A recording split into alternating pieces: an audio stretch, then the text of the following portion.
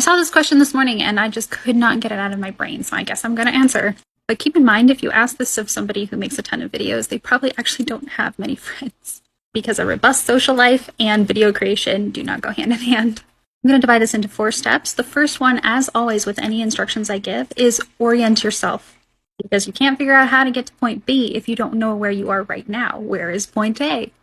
So try to take an inventory of yourself. And if you're depressed, that can be very hard to do.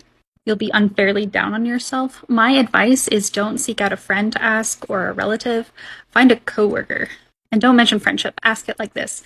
Is there something I could do more of or less of in order to relate to customers better? Which leads me into point number 2, eliminate the low-hanging fruit problems. I saw one of the other people you asked this said lean into your personality. But there are a few things that people do that make other people uncomfortable that really aren't part of your personality, but you might think it is. Like standing a little too close to somebody, not brushing your teeth, or dominating the conversation and not letting anyone say anything else. And those can be kind of hard to diagnose, but if you ask someone at work you don't really like, they'll tell you about them. And those things are fairly easy to change, and they're not a part of you. They're just a part of your habits. Part number 3 is just some quick techniques that I use in order to relate to people quickly. First, in social gatherings like parties or meetings where people are clustering up into little groups, look for the odds, not the evens.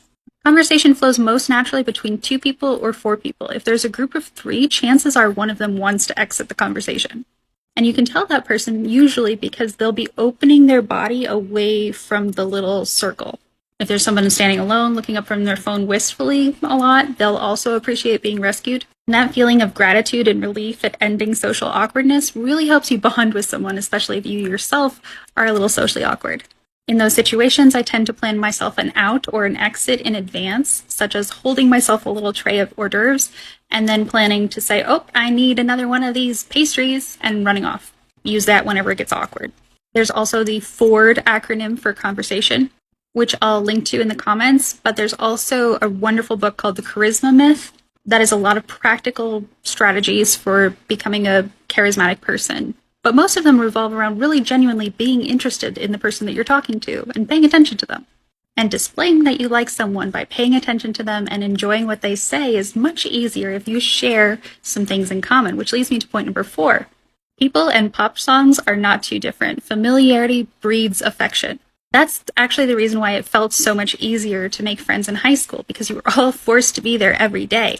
So look for opportunities to meet with the same people repeatedly. My favorite strategy is to take a class. You could also join a church, a sports team, or a volunteer league, and then try to find ways you can help the people in your class. I don't know if this is what you were looking for, but I hope it helps.